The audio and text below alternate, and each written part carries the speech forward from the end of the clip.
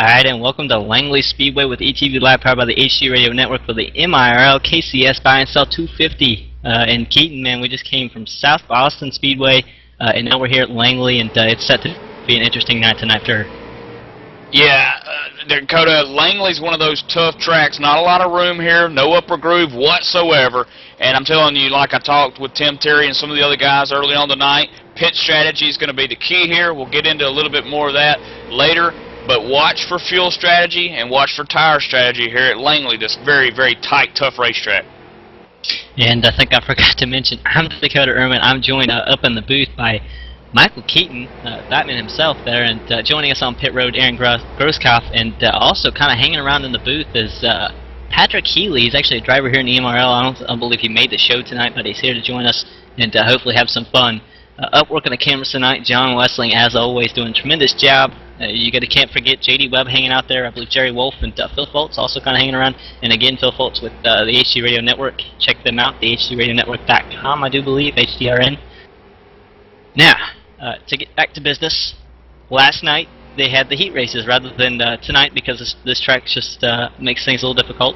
So we're going to go ahead and talk about what happened last night. With Heat 1, it was Jake Goodwin sneaking away with the win.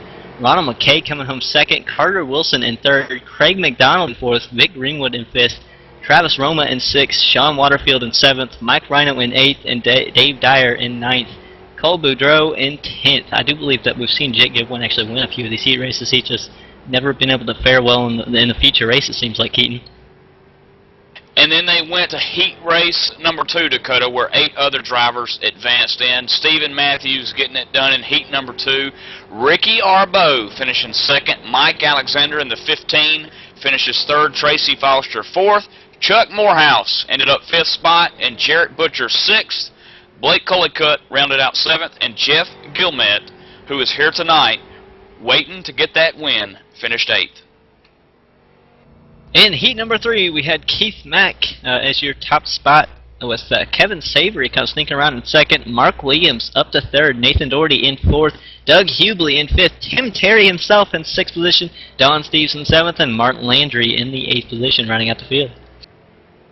And then in the famous B features, like I like to call it, Dakota, the B main, the one where a lot of the action takes place on, Mike Rhino got it done, finished first. Blake Cullicutt couldn't quite get there. He finished second. Don Steves in the 01 finished third. Sean Waterfield fourth. Martin Landry fifth. Dave Dyer sixth. Jeff Gilmet seventh. And Cole Boudreau finished eighth. And it's kind of, we weren't able to broadcast those as they were hosted last night, but it's always cool. Now we have a 200-lap race tonight here, and we get to see what these things are capable of. And I want to go right now down to pit road real fast, just with I believe Aaron Grosskopf and Patrick Healy, and what we expect racing-wise tonight. I expect to see maybe a lot of bumping and banging tonight. Glad to be here again, second race in a row, my second race of the series, and I have a feeling that we'll see a lot of damaged cars on pit road tonight.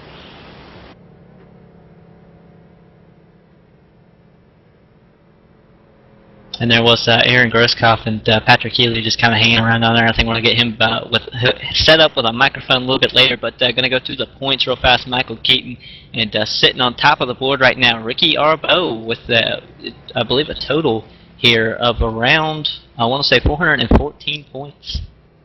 Yeah, Ricky Arbeau's just been phenomenal so far this season. Week in, week out, doing what he needs to do to stay up top in the leaderboard, Dakota, and doing a real fine job at it. And Steve Matthews sitting second in points, Ronald McKay, and some like to call him Ronnie. I call him Ronald in the 97, and third in points. Again, Ronald going back to the first race of the year at Lanier, if he could have swung that one a little bit better, I believe he would be probably sitting second or maybe even first in points. Mark Williams fourth, and Jake Goodwin, the number 48 machine, which has the same style of driving, I think, of Jimmy Johnson, who drives that 48 in the NASCAR circuit. He's in fifth. Carter Wilson in sixth position in the 27 car, usually was just about 338 points out. He's still somewhat in striking distance, or at least for the top 5, I think. We have a pretty close battle here for at least the top 5. I mean, just only about 20-some points separating the 3 there, and only 8 back to Jake Goodwin, I believe it is, or actually that's Martin Landry, Carter Wilson. Martin Landry is in 7th with 330. Vic Greenwood in 8th. Tracy Foster in 9th. He's done a tremendous job since that Lanier race. We haven't seen as much. Haven't seen much since Lanier in that B main, but I'm showing Mike Rhino in 10th, and I know Keaton, you got some conflicts there. Yeah, you know, I show Vic Greenwood in 8th, Mike Rhino in 9th, Tracy Foster 10th.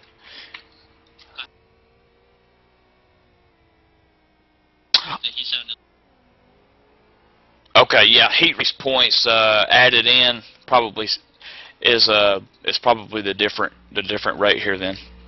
Yeah, I do believe we have a different set of points up here because I was sent points after the heat races last night. I was able to use those, so makes things interesting.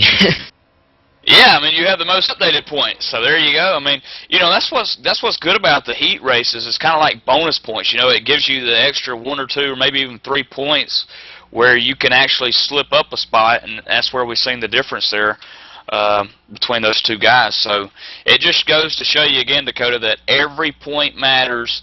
And I'm telling you, these guys tonight, they're going to be clawing down the throat of Ricky Arbo, who's been on the top of the point standing since day 1. Yeah, and they have 250 laps to do it. That is a long time for sure. And I'm really excited. Round 5 of the MIRL Maritime iRacing League here at Langley Speedway, again presented by KCS Buy and Sell. This is the KCS Buy and Sell 250. This broadcast is brought to you by ETV Live and which is powered by the HC Radio Network. Come on, read the script. I got this. But we're going to go ahead, step away, and go trackside for the national anthem.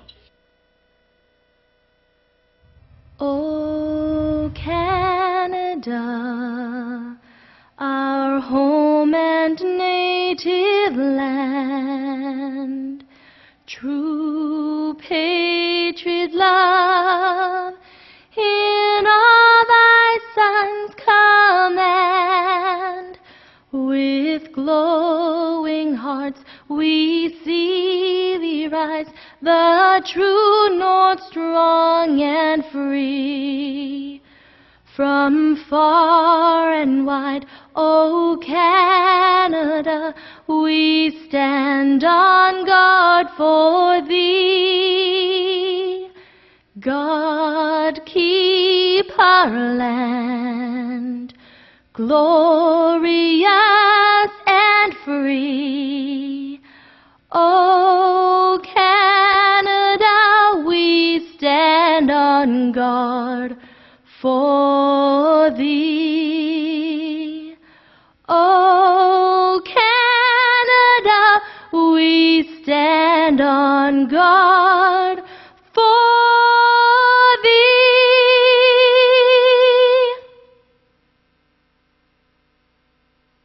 Alright, now we're going to go trackside for the command.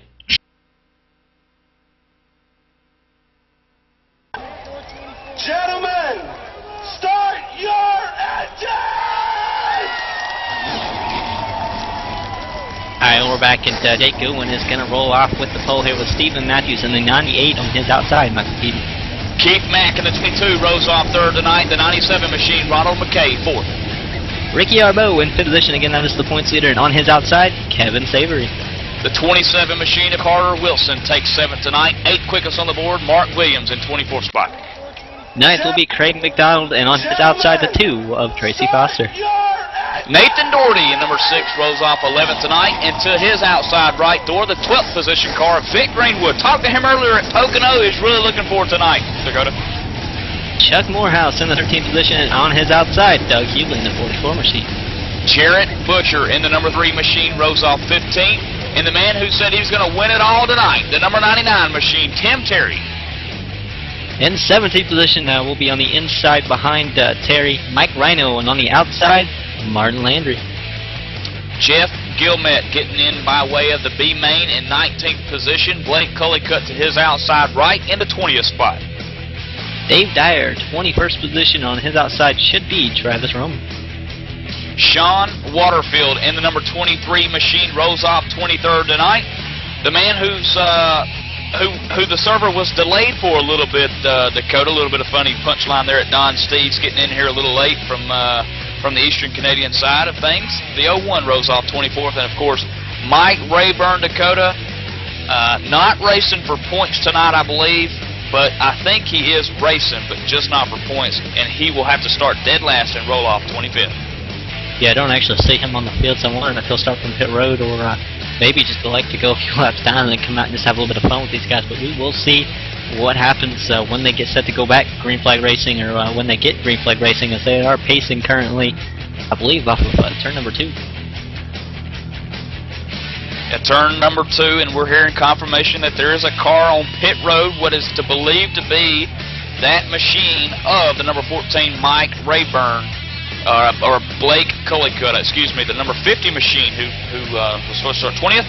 Pace car's off, green flag, Dakota at Langley Speedway. Jake Goodwin got a pretty good restart there, and this is honestly the first time I've seen this track, so we're going to see what kind of happens here with Stephen Matthews following in closely.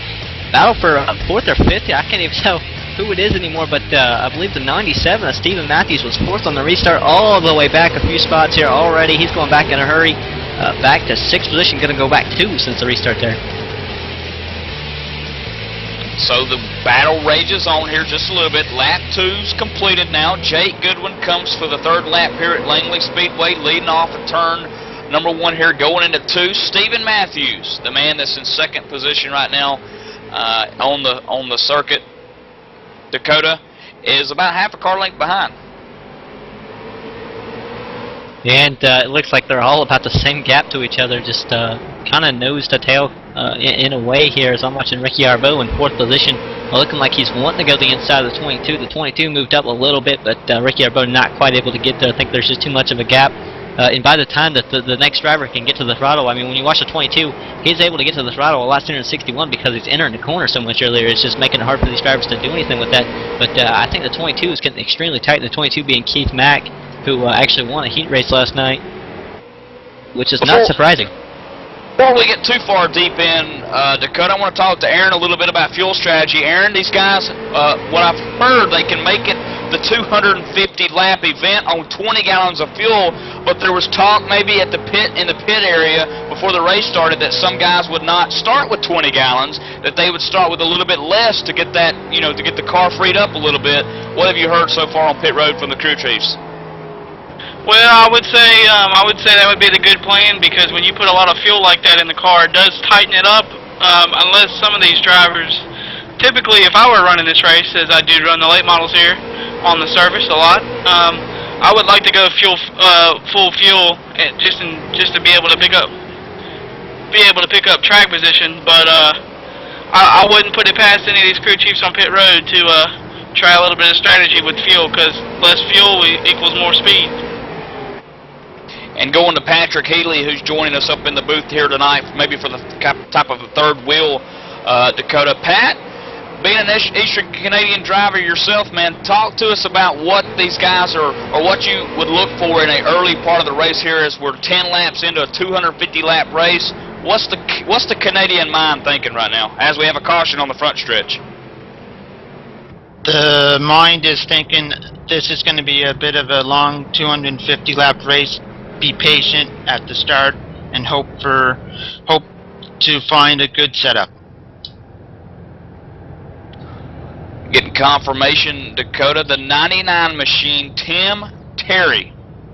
Tim Terry is around, and heavy black smoke pouring from that machine.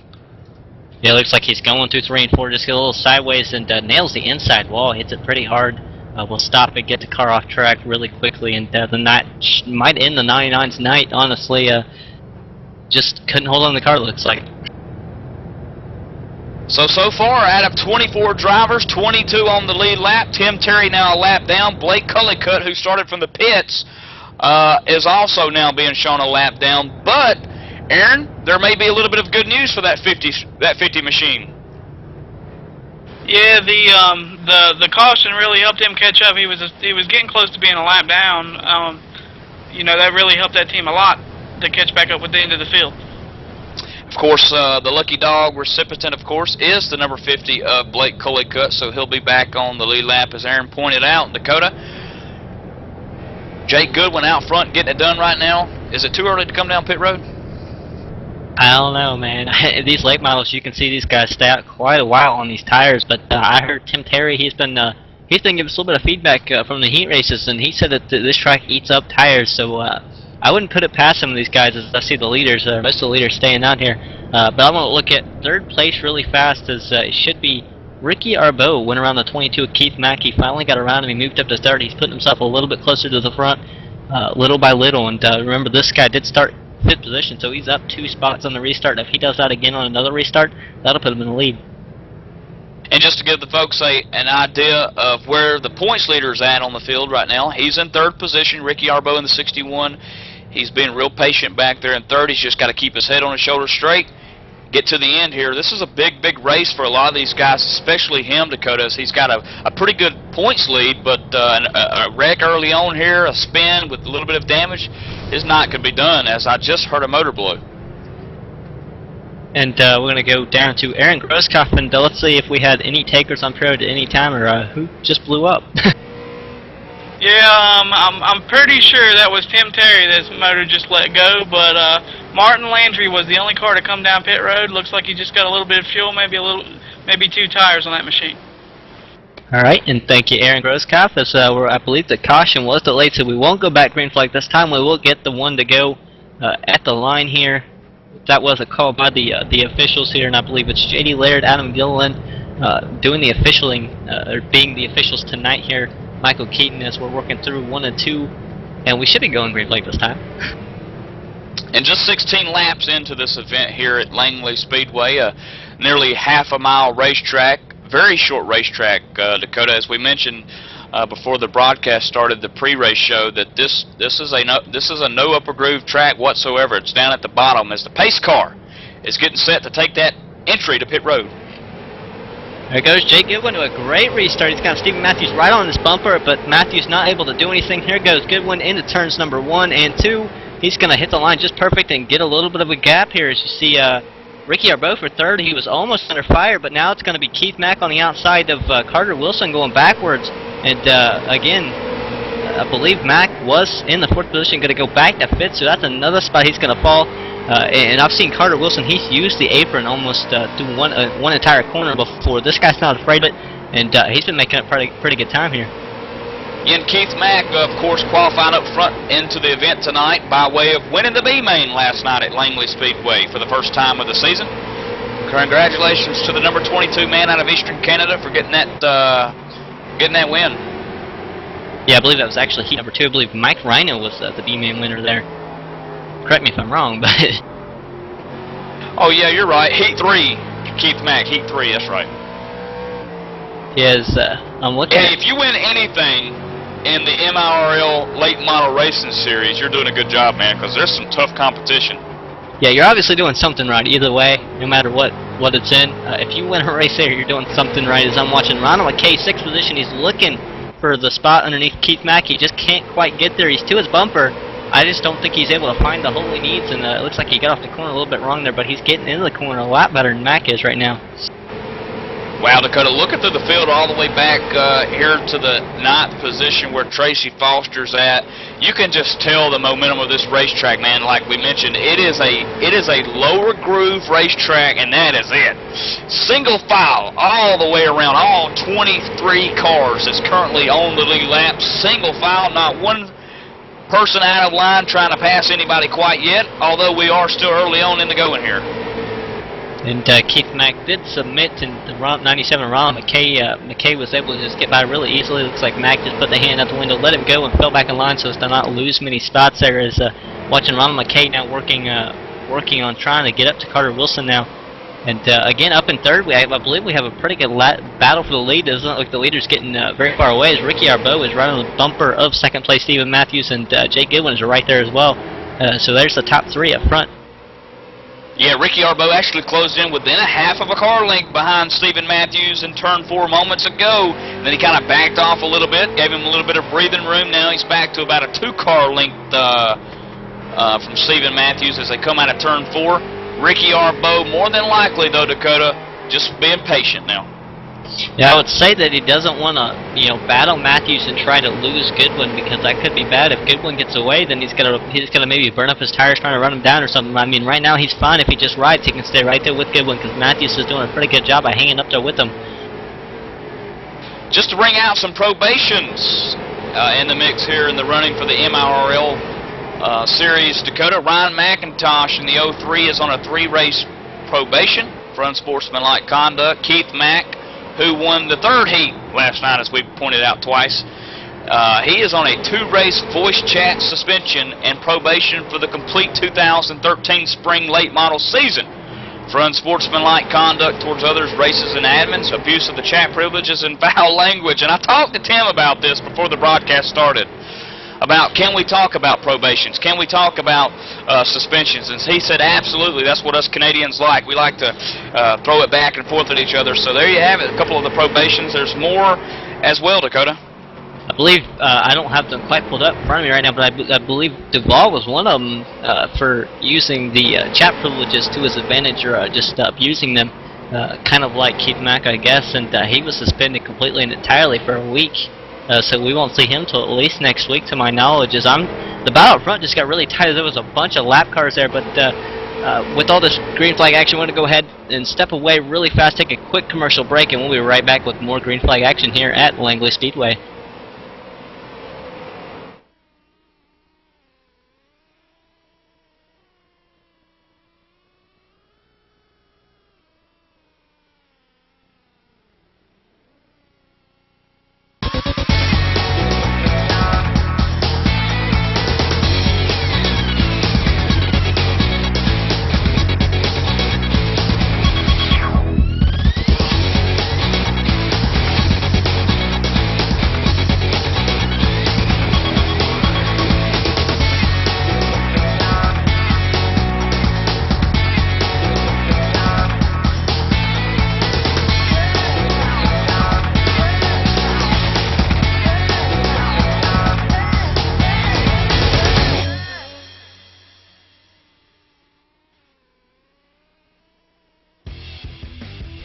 Hey dude, are you ready to rock and roll? If that's cool, then you need to do it over at HD Radio Network. HD Radio Network, 4 stations broadcasting 24/7 with everything from metal favorites to the 80s classic rock like legendary Leonard Skinner, Electric Light Orchestra, Foreigner, and bone-rattling, skull-crushing rock and roll on hard-driving radio.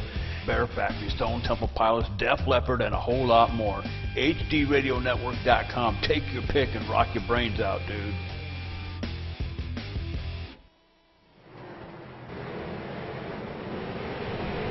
And we're back live at Langley Speedway at the Maritime iRacing League here for the KCS Buy and Sell 250.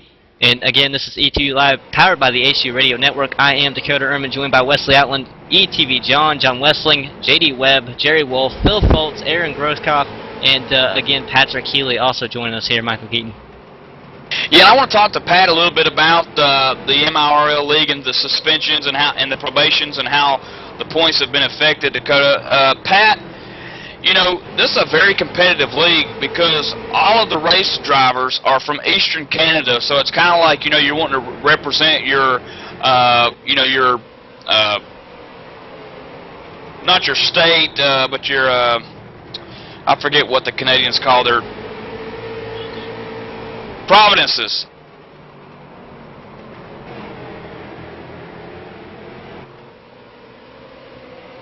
But again, I want to ask you about how the competitiveness of this league has led to so many probations like Ryan McIntosh, Keith Mack, Dana Ham, Jake Goodwin, Kevin Savory, and Ronnie McKay even. Of course, Robert Lee being suspended for 1 race and Dylan Duvall being suspended for 1 race. It's not the aggressiveness. Again, it's the competitiveness in you guys. Yes, everyone seems to be a bit racy, and that's sometimes good. Sometimes they take it a little bit over the edge, but that's what the penalties and suspensions are for, and hopefully that weeds them out. And of course, all you guys being from Canada, it makes me like to throw out the analogy every week about keeping the gloves on, and you know, how important is it to keep the gloves on here tonight at Langley Speedway, it being a 250 lap race? It's very important, especially since it's a long race, and short track racing. That sometimes breeds feuds and the tempers. So see, Dakota, tempers can flare here at Langley Speedway in the MIRL Racing League just like anywhere else in the iRacing circuit. And I think we've seen it many times before, but how about this? 4th position, he got around Carter Wilson at one point in time. He's on the bumper of Ricky Arbo. He's kind of ran him down. Ronald McKay in the 97 machine, he is coming, and he's coming in a hurry here. And again, I want to call you Michael Keaton, not Wesley Outland this time. I do apologize for that. Well, that's okay. Wes works a lot with us, so it's okay to get our names confused. But, as you mentioned, Ronald McKay is on the move. He started 4th tonight, although still currently 4th. He did go back a couple of spots when the race first started, and he's worked his way back up, like you said, and he was within a hair length of Ricky Arbo, just couldn't quite get the pass on him. Yeah, I think Ricky Arbo has ran down Stephen Matthews once again. I think he had quite a bit of a gap, was just saving the stuff, and then out of nowhere, here comes Stephen Matthews, and kind of put the pressure on Arbo, and Arbo had to run away a little bit. Down on pit road, Aaron Grosskopf working tonight for us at Langley Speedway in the MIRL Racing League. The number 50 machine has pulled the car behind the garage area. Aaron, what's going on? Yeah, I've seen him come down pit road a couple times, and I don't know if he got into the wall too much. I'm noticing when they come off the corners here, they tighten up a lot, and probably just too much damage on that machine, and he probably just called it a night. Missed on the setup here, it looks like. And Aaron, can you get us an update on what's up with Sean Waterfield's sitting 22nd position on pit road?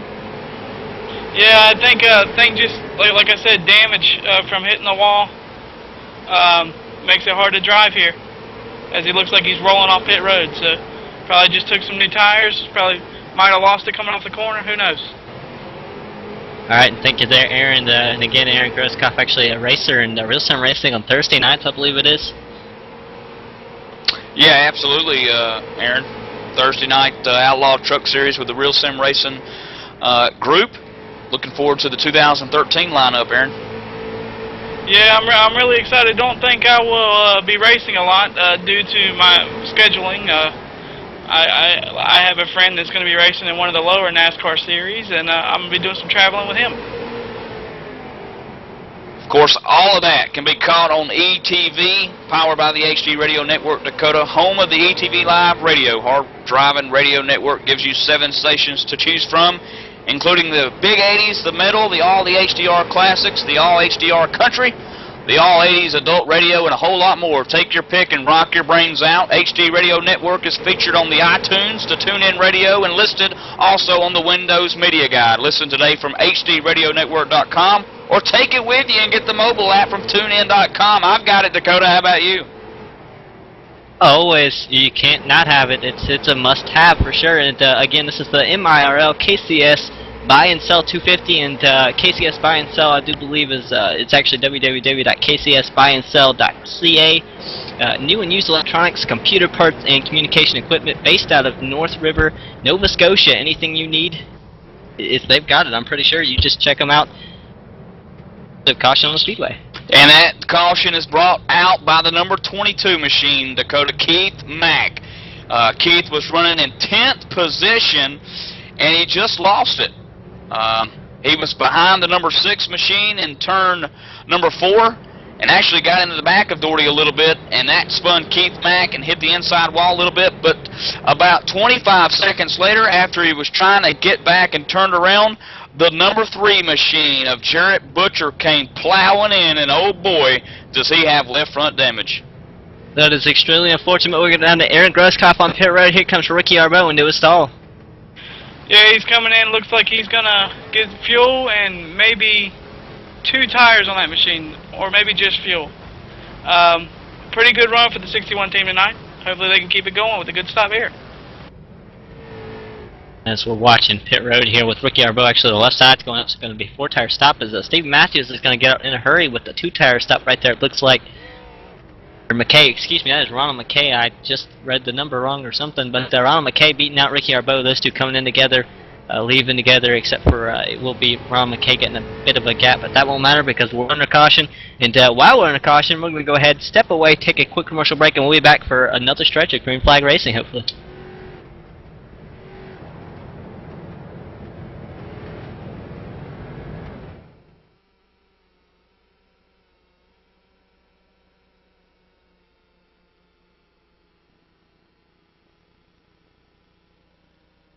Hey, JD here with ETV Live, and let me tell you something. If it's too big for the pickup truck and you need to move it, there's only one trucking company you need to call, and don't bother with the Yellow Pages, cowboy. I'll give you that number in a minute. Manufactured goods, automotive, technical equipment, furniture, even if you need a reefer, Gary Mercer Trucking Incorporated is the only choice, cowboy. With locations in Mississauga, Ontario, Canada, Rancho Cucamonga, California, if you need to move it, store it, and keep it cold, you need to call Gary Mercer Trucking Incorporated.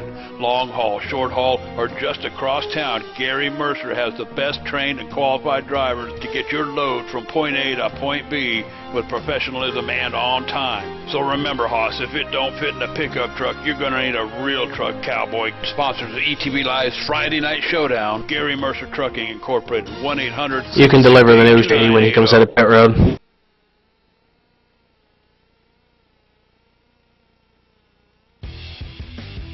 Hey dude, are you ready to rock and roll? If that's cool, then you need to do it over HD Radio Network. HD Radio Network, 4 stations broadcasting 24/7 with everything from metal favorites to the 80s classic rock like legendary Leonard Skinner, Electric Light Orchestra, Foreigner, and bone-rattling, skull-crushing rock and roll on hard-driving radio. Bear Factory, Stone Temple Pilots, Def Leppard, and a whole lot more. HDRadioNetwork.com. Take your pick and rock your brains out, dude.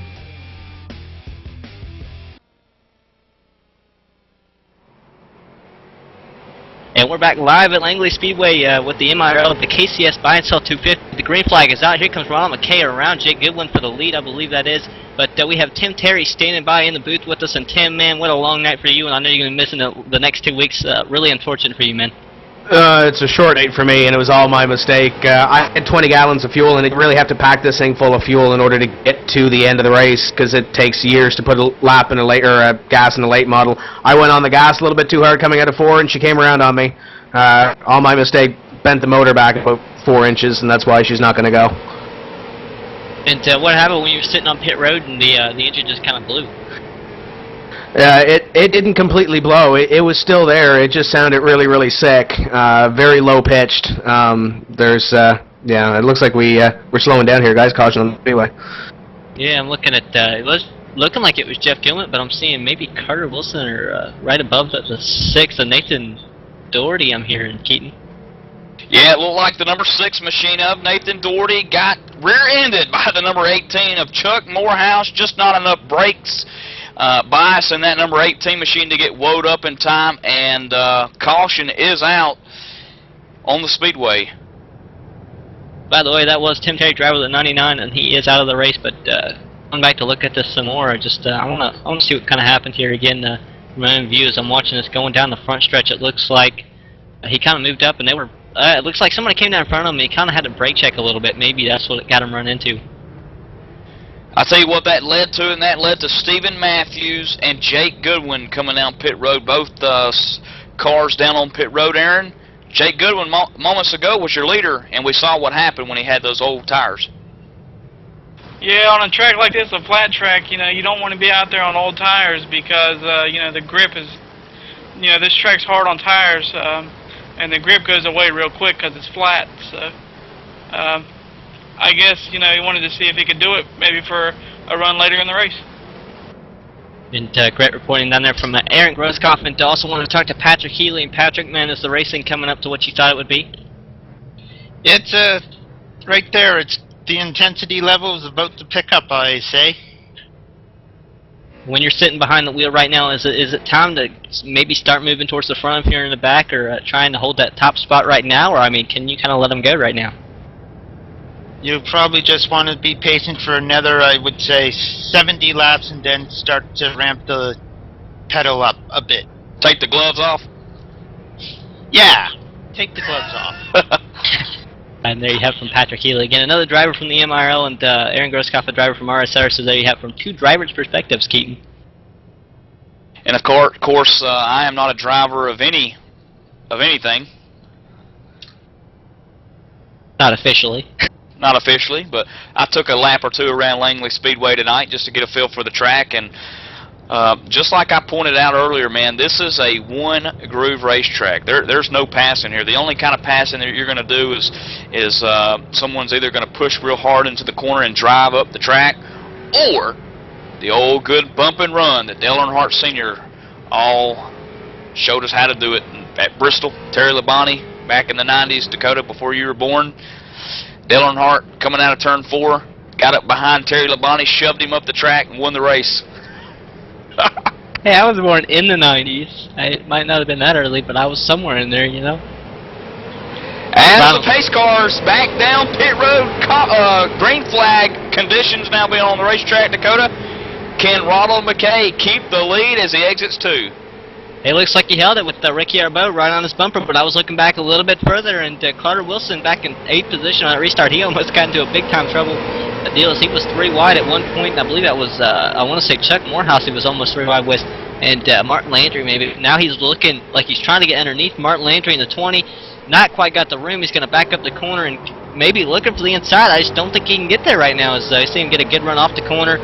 Almost hits the wall. He's going to go to the outside. The 20 gets loose, and he's going to be able to use the outside. Will he be able to do anything with it, though? He's going to lose the spot, but here he comes off the corner. Here comes the crossover from Carter Wilson on the inside of Martin Landry. A little bit of high side racing there out of the number 20 of Martin Landry as he loses another spot to Chuck Morehouse. As we have a caution, Vic Greenwood and the number 11 machine in 10th spot brings us back under caution, Dakota. Going down the front stretch, got a little loose, got into Stephen Matthews. Stephen's okay, but Vic is not. Extremely unfortunate, but he nailed the wall. Then he got a little bit of 80-88 and maybe a few other cars there. And there was a bunch of implications of cars just maybe trying to check up or missed him wrecking, and they ran into each other after the caution was out there. Thing I'd like to point out tonight, a special race tonight. Of course, this is the KCS Buy and Sell 250 brought to you by the ETV Live, powered by the HD Radio Network. Out of the 24 drivers in here tonight, Dakota, 10 of them are rookies. Pat was talking to me earlier, saying how cool that was, that 10 rookies are in this race tonight that made this race. I think this was a QN race only, race your way in type thing, and it's special because it's 250 laps. The heat races were last night. We've already went through that. And now it's who has the patience, who has the aggressiveness, who can keep the gloves on the longest and keep their ankles from burning too much up and win this thing. And I'll tell you why we did the heat races last night and why the field might be a little bit small tonight. Langley Speedway is a very small track, you might say, and it does not have many pit stalls, making it hard to get the heat races done all in one night. So we had to get everything set up yesterday, and now we've got everybody set up where they needed to be today. Again, this is a pretty short pit road. I mean, there's not many stalls on it, which made things interesting last night, to say the least. Aaron, in your iRacing career, Langley Speedway, has it been a tough one for you? I haven't raced it much, but the races the little bit I have been on it, it's a real line-sensitive track. That's why you see a lot of the low-line racing. Because it's real flat and it's real hard to get the car to stick on the bottom, but the people who can, like these guys tonight, it looks like, if you know how to do it, you can pretty much it's a single line track really. Absolutely, and track, Dakota, that was built and dates all the way back to the heritage of the 1940s, and what was once a dirt horse race track known as the Dude Ranch. I think J.D. Webb would get a kick out of that one. Saddle up your pony and take it to the Dude Ranch down in Langley. What was a .395 mile racetrack, basically rounding it up to a fourth of a mile, so basically half of a mile, or a little less than half of a mile racetrack. As we mentioned, one lane here, and we'll get to the banking, which is 6 degrees, which is basically about the degree of a pancake. And I just want to point out, Ron McKay, all the way back to 11th position, he came down pit road and took on, I believe, 4 tires of fuel or something of the sort, because he came down pit road, gave up the lead as Ricky Arbeau, as I'm hearing right side only for Matthews, as Ricky Arbeau has got the lead, and he is running away with it with Mark Williams trying to trail him, but not doing so well. It looks like he might get a little loose at 24, maybe a little sideways off the corner, not much though. I'm not sure exactly what that was, as Ricky Arbeau leads the way. Yeah, Ricky Arbeau, I tell you, put his car in the right place at the right time. Now he's got the lead. He's got fresh air out in front of him, and what appears to be kind of a fresh air behind him as Mark Williams in the number 24 machine takes over second here at Langley Speedway for the first time tonight. He'll run second, about 6 car lengths behind. Tracy Foster, move him up 1 spot into third. Carter Wilson, Dakota, we mentioned him earlier, getting into a little bit of a racy situation. He's now 4th, and Travis Roma in the 38 Chevrolet, putting his car in 5th. Right place, right time for some of these guys. Yeah, and Carter Wilson, I mean, I want to watch him for a second. 4th position, I have a feeling he's going to get racing very soon. He's on the bumper of the 2 of Tracy Foster. He's right there, and Mark Williams is not far in front of Foster there. As you see, Wilson using the apron, maybe getting a little sideways there. He's going to be able to get underneath Foster. Foster's going to give him the spot. He's going to be clear, and he's going to take over 3rd position. Wilson is on a roll, man, and he's not afraid to try to pass, even if he's using the apron, the outside, anywhere really. Yeah, and take a look at that as the number 2 of Tracy Foster. Check that back behind him now, giving way to the 4th position. Travis Roma now taking over. Craig McDonald underneath. So Tracy Foster, Dakota, stuck on that outside, loses 3 positions there. It just kind of shows you that the outside here, 6-degree banking, there's no room for error up there. And just want to talk about Jake Goodwin, the 48, up to 10th position after pitting and going to the back. I believe he might have pitted again last caution, I'm not sure, but he is not up front. Ronald McKay up to 9th, he was the leader before he pitted that last caution. And Stephen Matthews is in 11th. Move Carter Wilson up to the number 2 spot as Mark Williams gives way to him, as now the 38 of Travis Roma starts to try to work underneath of that Chevrolet. But now can Carter Wilson, Dakota, can he catch the leader Ricky Arbeau as they exit turn 2? I don't know. I believe Ricky Arbeau had a 2nd lead last time at the line. We'll see what that lead is when they cross the line. This time I have a feeling it'll be a little bit less. It will be a little less. He is catching Arbeau rather quickly here. Absolutely. Ricky Arbeau last time by 15.915 to Carter Wilson's 15.823. This time by 61, Ricky Arbeau 15.934. Carter Wilson for the 2nd time in a row, 15.822. So quicker is Carter Wilson. Yeah, maybe a little less fuel or a little more fuel, one of the two. In the 27, I believe it'd be a little less possibly. We might see them both head to pit road to the next caution, most likely. And they will cycle to the back, I believe. So we'll just have to watch out for what happens with them. As nice, Ricky Arbeau up front, he's using that apron dust. He's running forward. That looked like, or for some of the corners, he's going to come up on the lap traffic. I believe that is the 01 of Don Steeves, as Don Steeves will give away to the leader, and the leader won't lose much time. Here's a statistic for you. How about the 10 rookies that I talked to you about out of the 24 that's in tonight's race? 3 out of the top 5 currently right now, Dakota, all rookies. Wilson, Roma, McDonald, every one of them rookies. And I'm telling you, Travis Roma having a heck of a race right now in 3rd position as he now tries to set sights on Wilson, who's not really considered a rookie, kind of a veteran-type racer here tonight at Langley Speedway. But 3 out of the top 5 rookies tonight getting it done, Dakota. Yeah, Wilson has done a heck of a job. I mean, so have all these guys really just done a heck of a job now as Wilson is closing on the leader. It was a 2nd or so gap when he got up to 2nd position. It is now that was about cut in half. Yeah, that was cut in half. As it's only a 5/10 of a second gap. That's not much. So just to give you an idea of how short this racetrack is, or just how fast Ricky Arbeau is, 12 out of the 24 on the lead lap, and Kevin Savory, who's back there on the tail end, is about, I'd say, he just went a lap down. Yep. I was going to say, I was going to say that he was about half of a lap from going down, but on that lap as I was talking, Ricky Arbeau, that's just how quick it is at Langley, already a lap down. So make that 11, all the way back to Stephen Matthews on the lead lap. Yeah, everybody goes down a lap really, really quickly here. And that's just Langley Speedway for you there, Keaton.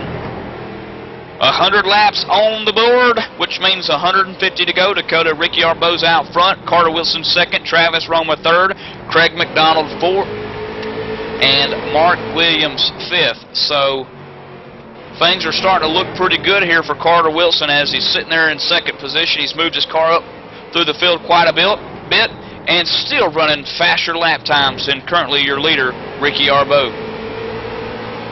Yeah, but I don't know if that's going to do a whole lot for him. I mean, he can get up there, but it's going to depend on how nice Ricky Arbeau is, whether Ricky will let him go or just race him really hard. That could change a lot of things here.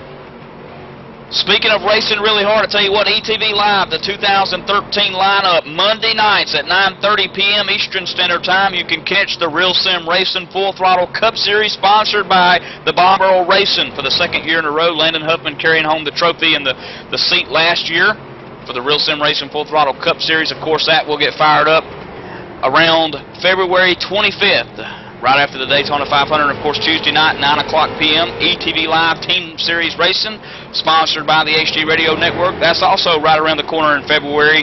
Wednesday night, you're seeing it right now, the Maritime iRacing League Short Track Racing Eastern Canadian Late Model Style here at Langley Speedway again tonight. And Thursday nights at 9:30, the Real Sim Racing Asphalt Assault Series, sponsored by Inside Sim Racing TV. And then a Friday night, not on a date night, don't have anywhere to go, how about tune into the Super Speedway Cup Series at 8 p.m. on ETV Live, powered by the HD Radio Network. And even if you do have somewhere to go, I have a feeling that's going to be some great action. That's going to be myself and Steve Cindy calling that action. I believe we're still settling on who we're going to have on pit road. That's kind of being decided currently, as we have caution on the Speedway. Caution is out. And I believe the 01 machine of Don Steves is going to be involved with this one. And also, Dakota, I see Craig McDonald, I believe one of the rookies here tonight, end over end. He hits 97, Ronald McKay, and the 9 of McDonald ends up on his roof in turn 1. Yeah, I'm watching as McDonald comes off the corner and just kind of runs up into the 01 of Don Steves and he flips the car. He gets into McKay, too. Yeah, that's what I'm saying. The number 97 machine, Ronald McKay, tried to slow up for the wreck, but Aaron, I'm looking at the 97 machine and I see a little bit of right front damage as he comes down pit road. Yeah, I noticed that earlier. It's just, I don't think it would be that big a deal, you know, at a track like this. But a lot of leaders on pit road. The 61's probably going to take tires here since he didn't pit last time around. So we'll see what happens. And I do believe Ronald McKay actually got a little bit more right front damage from that wreck. He actually he tagged one of the Don Steves, I believe it was, that was on the outside just a little bit before he was collected by the other guy that sent him flipping. But Ricky Arbeau looking like he'll be the first car off pit road. And I just saw exiting pit road, Dakota, Ronald McKay getting into the left side of the 38 machine of Travis Roma, exiting pit road. So Ronald McKay was down on pit road, and he didn't stay on pit road very long, though, Dakota, but I think he might have been trying to stay from going a lap down. Possibly, but I want to say that Ricky Arbeau will cycle out here as the leader, Keaton. Of course, the lucky dog participant this time by is the number 88 machine. That belongs to Kevin Savory, who's now being shown in second position. Yeah, I believe he will actually drop to the end of the field here. Just as soon as everything gets set up here. I don't believe he'll stay there because he was to wave around. Yeah, there he goes. He's now being shown on the lead lap back in 11th position. Mike Rhino, the first to be one lap down, sits back in 34th. What's good here, Patrick, about the lucky dog here, we saw how short this racetrack is, how fast it is to go a lap down. But talk to us about how cool and how lucky it is to get that lucky dog rule there in effect here in the MIRL Racing League. It's really key because it could help a driver that's, you know, gone a lap down to get their lap back, get back on the lead lap with the leaders, and they might contend for the lead or win. Keaton, personally, I've seen guys, I've seen it before where you'll have competitive guys running up front, have some kind of electrical issue or something of the sort, and they'll end up, you know, losing a lap or two. Use that lucky dog to their advantage and get back up there and be able to win the race. But our green flag is out. Ricky Arbo has set the pace already with Ronald McKay on his tail. As it looks like Carter Wilson going back on the outside. He's going backwards a little bit as Mark Williams working on his inside. Up front, though, it is Arbo. And for that third position, it battles on here for the 27 machine and Mark Williams. A little bit of side-by-side racing now. Jake Goodwin sticks his nose in the mix underneath the 27 out of turn 2. Can't quite make it stick. He has to fall back in line in 5th spot. But Ronald McKay up in 2nd now, Dakota. I don't know if he even suffered any damage, like Aaron said. Maybe a little bit of cosmetic damage. I thought it was going to be a lot worse than what it is. He's out there running fine. Yeah, I don't think he cares how bad his car is. He's set on going fast to turn left, and that's what he's doing right now, Keaton. He's holding off second pretty good. I don't know that he can catch Arbo, but he's looking like he's pretty good lap time-wise. 15-second lap times here. He was a 15.6 to Arbo's 15.8 right there. It looks like he was just about a tenth slower there. That report on Ronald McKay brought to you by the Fast Track Racing Series Weekly. Fast Track Weekly Live is all about the nation's first premier pro late model dirt series, hosted by the voice of Fast Track Racing Series, Wesley Outland, produced weekly by ETV Live, powered by the HD Radio Network, every Tuesday night at 7 p.m. Celebrate a decade. That's 10 years of speed with the latest news from the Fast Track Series, driver interviews, and a whole lot more, live only on HTV Live and ETV Live Radio, Tuesdays at 7 p.m. Yeah, don't miss that show. And that and Andy Winters and the Winter is Motorsport show. That's another good one with Wesley Outland's caution is out on the Speedway once again. Going to pause it and try to figure out exactly where it was here. As I'm looking, I see a little bit of an incident with Dave Dyer, possibly. Yeah, it looks like the 29, Dakota. He put that left front on the apron, below the yellow line there, and car just got ultra loose, spun it around down the front stretch, and looked like he might have been doing a little bit of donut right there around that checkered flag paint. Yeah, maybe a little bit of left damage, but not much. And I'm hearing the 01 has pulled off track, and also is the lucky dog is the 88. Once again, I think the 88 at Kevin Sabre lost a lap sitting on pit road last time. But the 01 has retired. I believe it was Don Steves after being in a wreck earlier. And also Keith Mack, 17th, 4 laps down. He won a heat race last night. As I'm watching Dave Dyer come down pit road, Aaron Groskoff. Yeah, it looks like he's taking the advantage of the caution and putting some new rubber on that car. And we'll see if that'll help him gain some spots here when we go back green. Alright, and thank you, Aaron. And again, this is the MIRL KCS Buy and Sell 250 at Langley Speedway. We are ETV Live, powered by the HD Radio Network, the leader in sim broadcasting. We'll be right back. We're going to take a quick commercial break.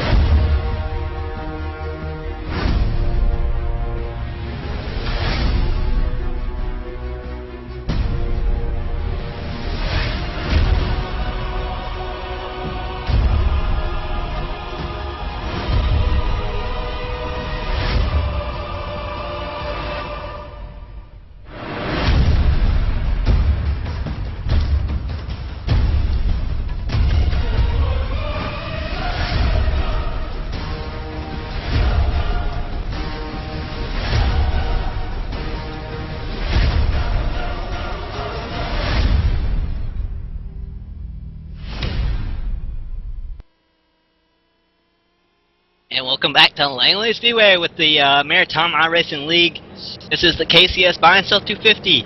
And again, I believe you can check them out at www.kcs.buyandsell.ca. We'll get to confirm that the green flag is back out, Michael Keaton. A green flag, and Ricky Arbo takes it. Carter Wilson underneath the 97 machine of Ronald McKay, so he slips back on the restart there a little bit, Dakota. Now he'll work third position as, let's see if Carter Wilson, who about 15, 20 laps ago was showing a little bit faster lap times than Ricky Arbo as he leads off turn 2 into the backstretch. And again, that is kcsbuyandsell.ca. And that is new and used electronics, computer parts, and communication equipment based out of North River, Nova Scotia. Check them out. I'm telling you, they got what you need. So as we keep pace here, Dakota, 127 laps on to the books, 250 lap total, as I believe we just passed halfway. Yeah, I believe we actually did, and that's... we're getting there, keep getting there. Ricky Arbo does lead the way. Carter Wilson second. Gonna look at the lap times. It was, I believe it was Arbo was about 200 faster last time by. We'll see when they hit the line this time. Looks like Arbo's gonna run about the same lap time he ran last time, and it looks like Wilson just about 100 slower once again. So just to give you an update on the top 5 in points and where they run currently at Langley Speedway, although we're just halfway in to the end here, Ricky Arbo, the man who's out front in points, is running first. Steve Matthews is currently 10th on the racetrack. Ronald McKay sitting 3rd.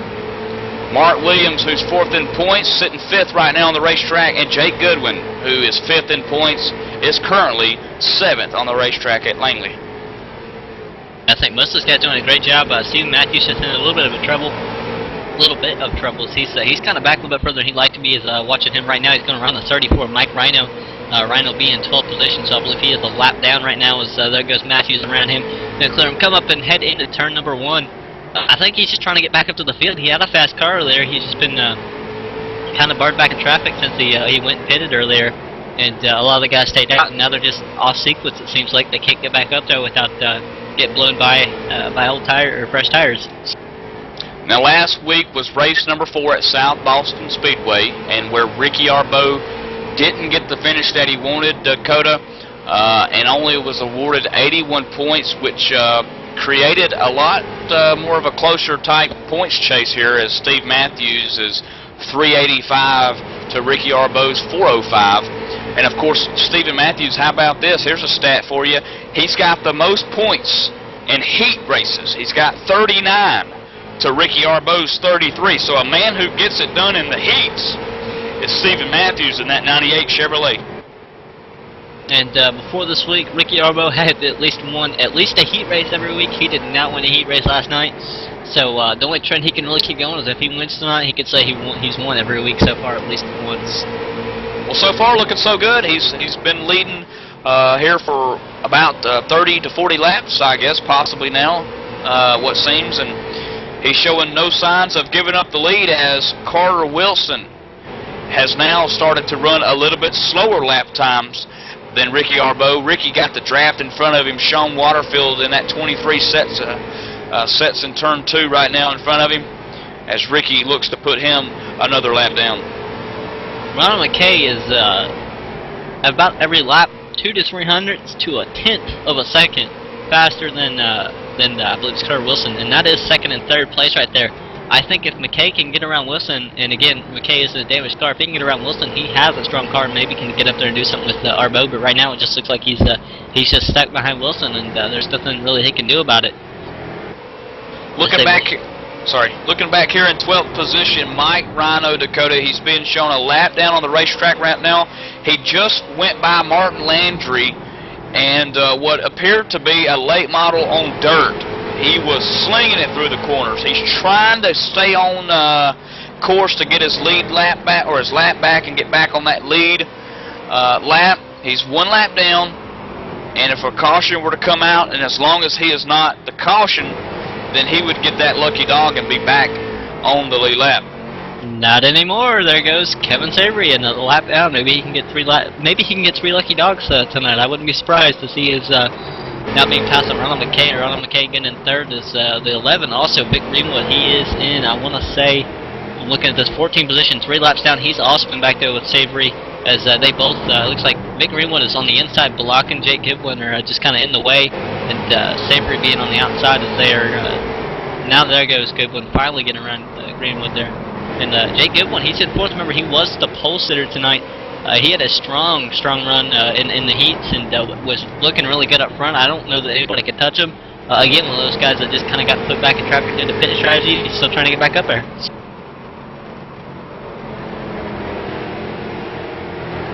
Absolutely, Dakota, as lap number 144 now being shown, or lap 145 now being shown on the board as Ricky Arbeau, as you mentioned, just put Kevin Savory a lap down. So that might be why Mike Rhino is kind of trying to dirt track his car around this racetrack to try to catch Kevin. And then potentially Martin Landry if this thing lingers on to where Martin goes a lap down. But right now, Martin is not at... as Dave Dyer in the 13th position just cremated the wall there. As I mentioned, Martin Landry is nowhere near being being shown a lap down yet, though. Yeah, and only about 9 cars right now. I believe it's 9 or it might be 10 cars are on the lead lap right now. Of the 24 that started the race, and the last car in line, Tim Terry, again 137 laps down, was the first caution.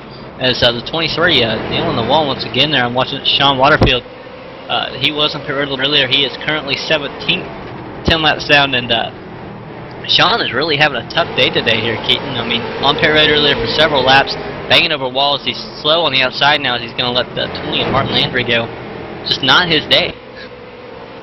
Let's go down to pit road where Aaron Grosskopf just got back from the crew chief of the number 9 machine of Craig McDonald, and what appeared to be a disappointed crew chief of Craig, shaking his head in disbelief. Aaron, what happened? Yeah, possibly too much damage. They think was the problem to pull it behind the wall. It just wasn't running right for them tonight. A tough break for the number 9 car. Yeah, and Dakota, you know, looking back at Craig McDonald, he's sitting 11th in the points. Just listen to this. At Lanier, 58 points awarded, and then at Martinsville, 84. Then New Smyrna, 79, and then he rebounded big time and finished the best spot of the season so far.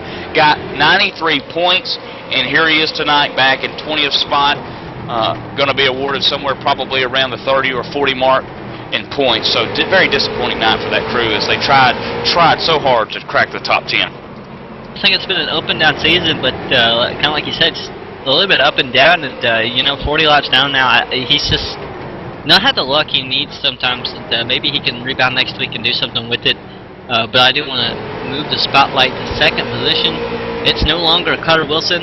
It's no longer Ronald McKay. It is currently Jake Goodwin in the 48 who started on the pole. 48 working his way up there, passing Ronald McKay for that second spot at Dakota, as you mentioned, and looking up to where the leader is, Ricky Arbeau. He's car ahead, Nathan Doherty, who just went another lap down. He's 19 back in 18th spot as the 48 of Jake Goodwin tries to figure out a way to get around him, and that just separates the distance even further between him and Ricky Arbeau, the leader. Last time by, Goodwin was 2/10 faster than Arbeau. We look at it again with Goodwin having a 162 and Arbeau having a 244, a 10 faster. As I'm hearing some cars coming down pit road, Aaron Grosskopf. Yeah, it looks like the 88's pulling in to get fuel and tires. You know, I don't know if it's a scheduled stop. Seems to be an unscheduled stop. So. Yeah, now being shown 4 laps down. Aaron, you gotta think that it is an unscheduled pit stop. Kevin was actually awarded the lucky dog, I believe, 2 or 3 times tonight. And Mike Rhino now stands to be the man who, if it were to come out, he would be back on the lead lap, Dakota.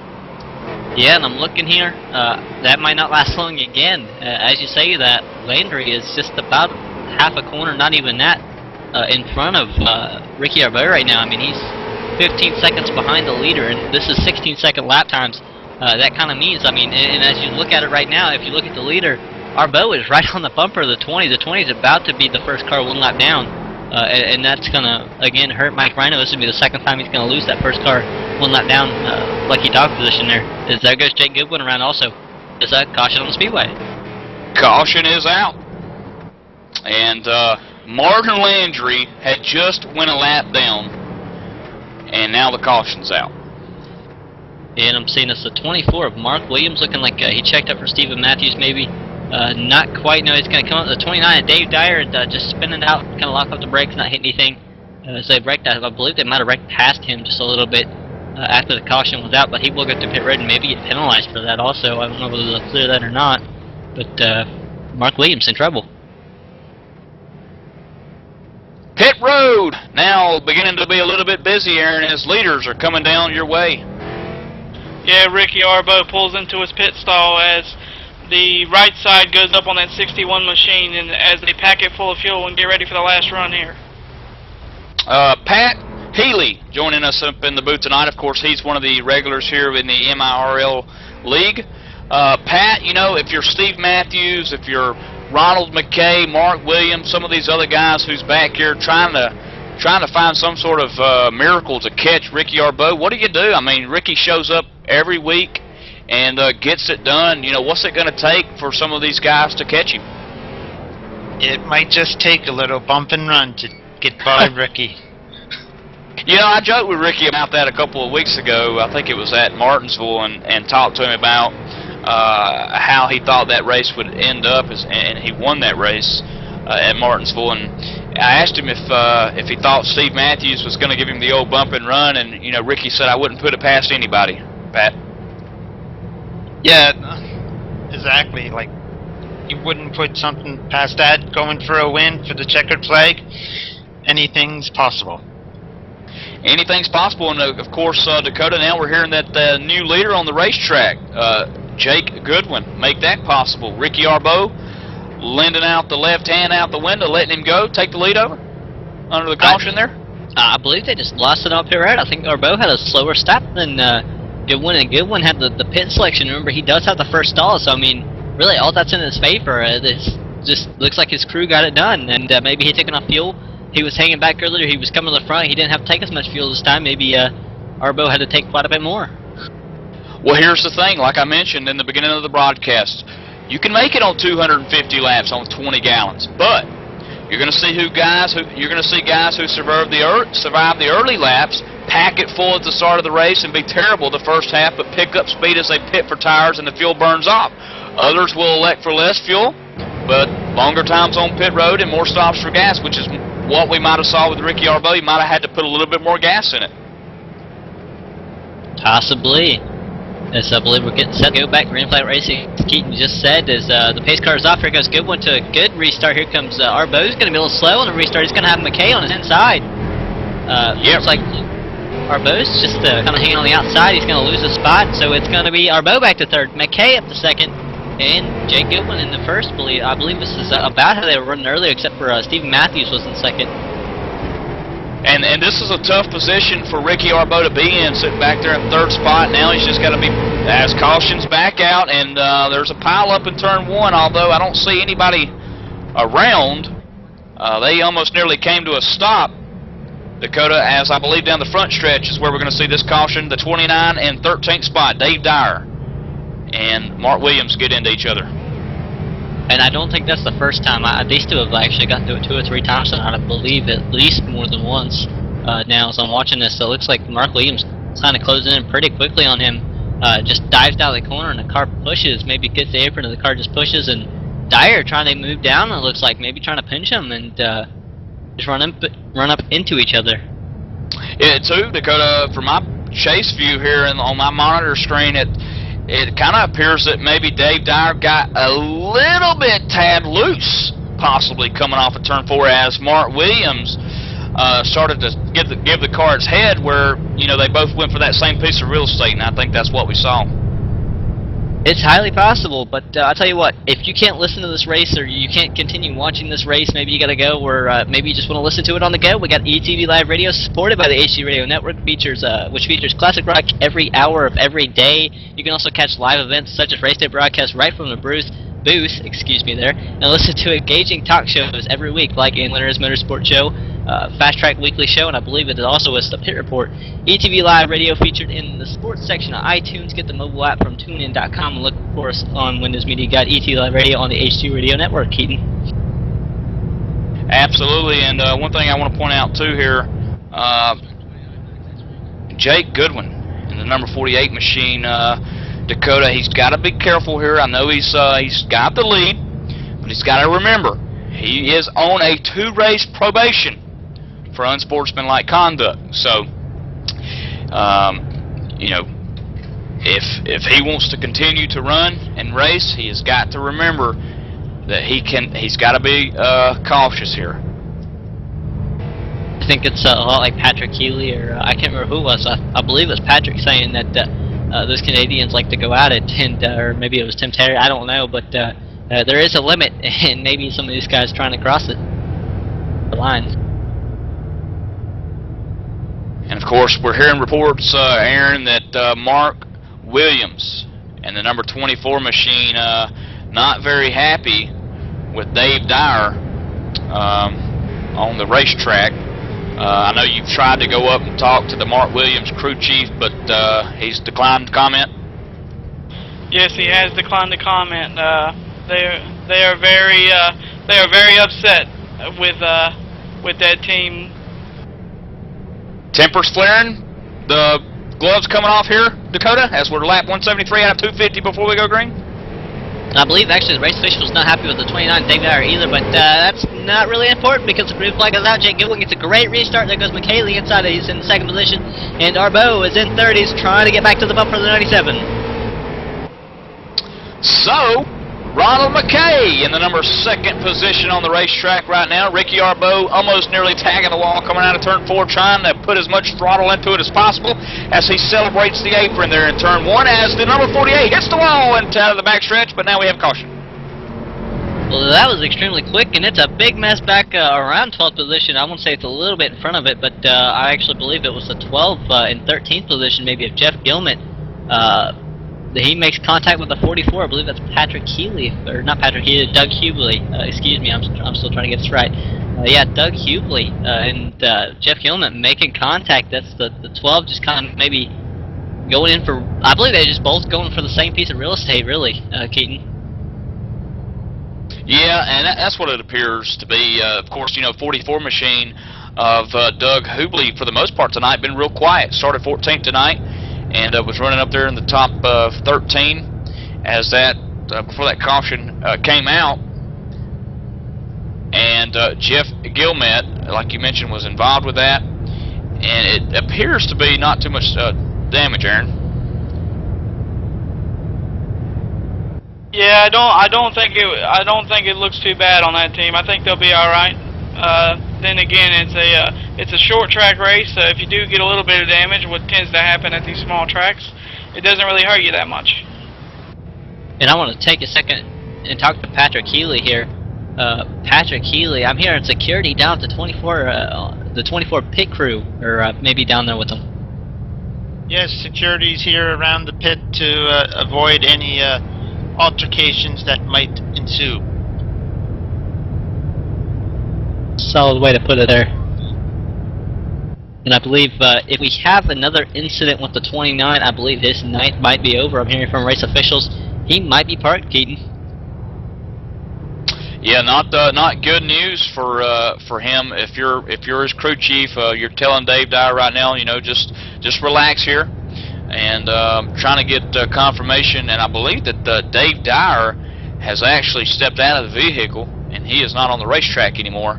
So I believe he's down on the garage area. Maybe the security's done that for a good reason. And of course, Mark Williams still being shown on the racetrack, and he is on the lead lap, and he's got a little bit of damage into the front of that machine, Dakota, but I don't see a whole lot of damage that should slow him down too bad. Aaron pointed out earlier that, you know, having a little bit of damage here at Langley Speedway is not like having damage at Talladega, where it's vitally important. Langley, you can beat the doors in here a little bit and still gain and have speed. As the field doubles up to go green flag racing once more, lap 180 out of 250. We are closing down with just about, I want to say, what, 80 laps to go, Keaton? Yep. 250 out of 180 laps are complete. Coming down to the wires, Jake Goodwin leads them down to the green flag, and Ronald McKay, who sits second, follows in behind as Jake Goodwin leads the field into the turn 2. Yeah, excuse me, there's 70 laps to go. I can't count. Something's wrong with me today, but Ricky Arbeau is closing in on the second position in the leader, actually. He had a pretty good run through that corner and just maybe losing a little bit of ground. As McKay's looking for the broom, he moved. He just wasn't able to get there as he's going to use the apron, maybe slow down a little bit, get a little loose. Maybe Arbeau also. The guys look a little sideways. The caution is out once again. That was a quick caution, and nothing good coming from it as I'm looking for it. Oh, Chuck Morehouse has turned around. 18th or 6th position, 18 car. It looked like the number 98 machine got into the left rear quarter panel, and that's just enough to send that 3,200-pound race car around out of turn 2 for another caution. At least it didn't hit much, and I don't know whether I'm hearing a... It's tracking, Dakota. I see that car looking on the end car right now. He's tracking a little bit with that car. That's extremely unfortunate. I know that I'm hearing, I believe Stephen Matthews was saying on the radio he was trying to back out of it, just didn't have enough time, or just wasn't ready for it, I guess. Aaron, Mark Williams in the number 24 machine, 9th position, comes down pit road. He's in front of you. He's right there at the pit stop, but you can just see him in there banging his hand on the steering wheel. Yeah, heavy damage on that machine. They could be done for the night, and if they do get out, it won't be under full power. Of course, that pit road report brought to you by Inside Sim Racing, sponsoring the Thursday Night Real Sim Racing Series. Inside Sim Racing, your first and best choice for all the news and reviews in online motorsports. Join Darren Ganji and Sean Cole for the latest and greatest in product reviews, simulation auto racing games for PCs and the Xbox crowd, from steering wheels to the full-size racing rigs, updates on iRacing and racing games, and a whole lot more. The yellow pages of the online auto racing network world. Inside Sim Racing has it all. Visit them at isrtv.com today. And I also want to talk about the KCS Buy and Sell 250 is what this is, and KCS Buy and Sell is actually new and used electronics, computer parts, and communication equipment. They are based out of North River, Nova Scotia. I know I've said that several times. The website is www.kscbuyandSell.ca. These guys are good. I personally recommend them. I've checked out the website, and I will highly personally recommend them. Check them out, guys.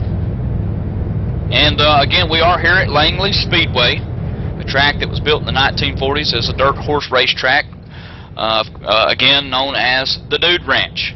And under new ownership, Dakota, 11 types of race cars visit this track on a yearly basis and alternate during their Saturday night programs. Late models, which you're seeing tonight, Grand Stocks, Modifieds, the Legend cars, the Super Street, the U-Car, the Pro 6 Super Trucks, HRKC Pro Wing Champ Carts, and the Enduros, as we get set to pace back the green here on the backstretch. Yeah, I was about to say, Keaton, tonight it is the late models, like you said, and it's not time to worry about the other cars because we're about to go green flag racing here at Langley Speedway. Why don't we crank it up on this Restart ATV Lifestyle, powered by the HD Radio Network.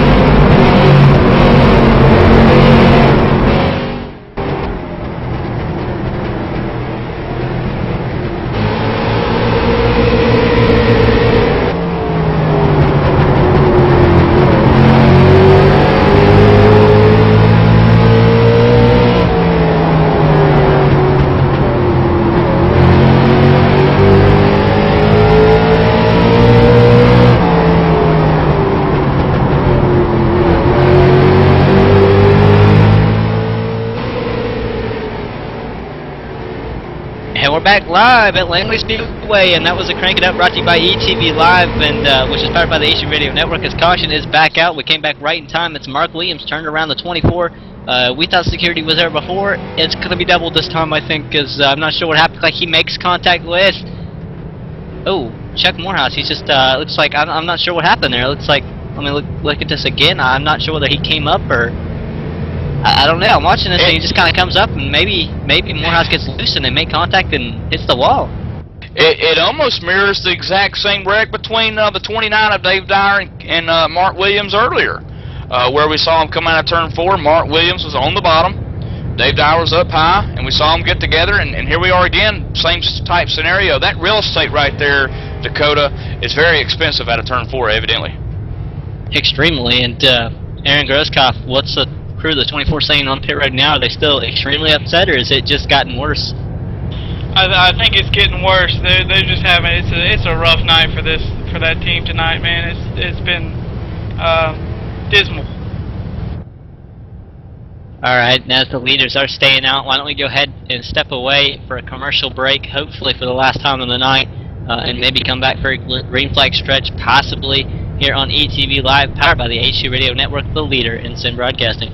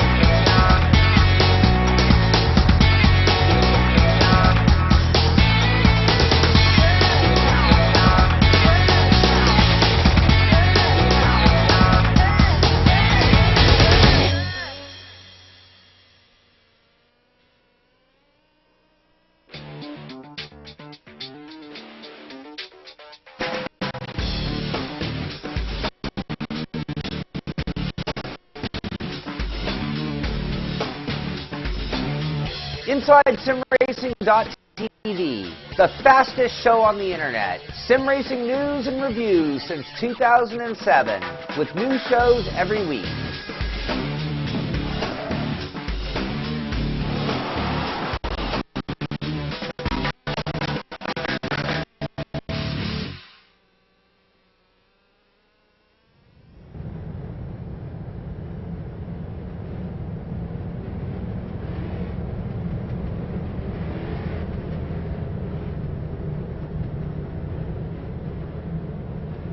And we are back live at ETV Live and Langley Speedway.